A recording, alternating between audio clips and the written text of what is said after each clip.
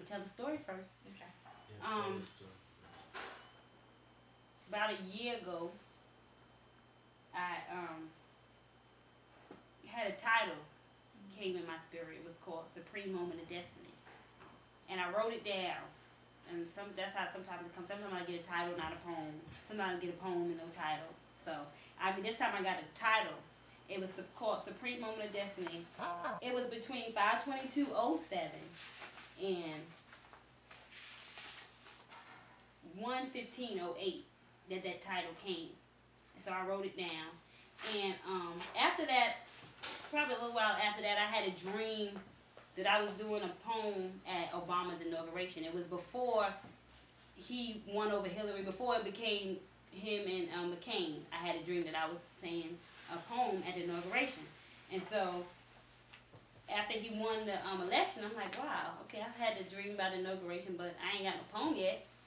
So 2 days after he won, I woke up in the morning and the poem was going through my head. And so I went and got my book, and I just opened up my book, and it opened up to this page, Supreme Moment of Destiny.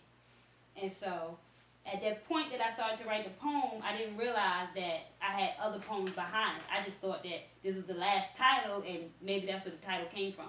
It wasn't until after I wrote the poem and ran out of space that I realized that the title had been there for over a year. And so now I know what the title is for. So the title is Supreme Moment of Destiny, Barack Obama. Barack Obama, a symbol of change who has given us hope. We have felt like we're drowning and he has thrown us a rope. You know that supreme moment of destiny when you know this is what you were born to do? I know that has to be the feeling that he felt when he was announced president-elect for both me and you.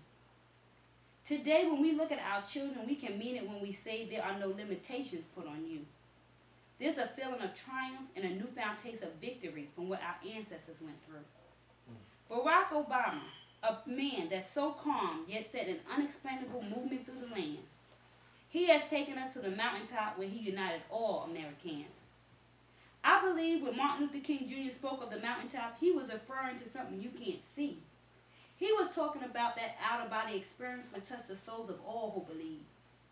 When they announced President-elect Barack Obama, it was like standing on a mountain, being as close to the heavens without needing a plane. It was a transcendent moment when they said President-elect Barack Obama. I was so glad when they spoke his name. I always wondered what it must have felt like when God's only begotten Son said, "Peace be still." But on November 4th, 2008, I finally got a chance to see how it feels. For there is such chaos around us, and it felt like the world was falling apart. And we finally turned our faith into works and voted and was given a brand new start. Our tomorrow will never be the same, for a change has come.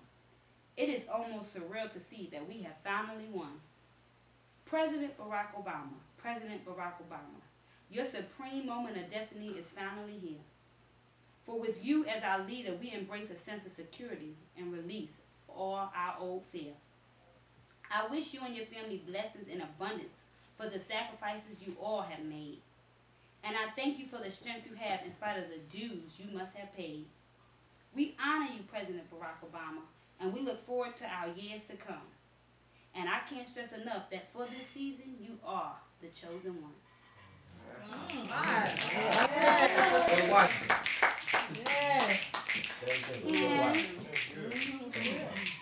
that will conclude our night. I'm thankful for everybody that came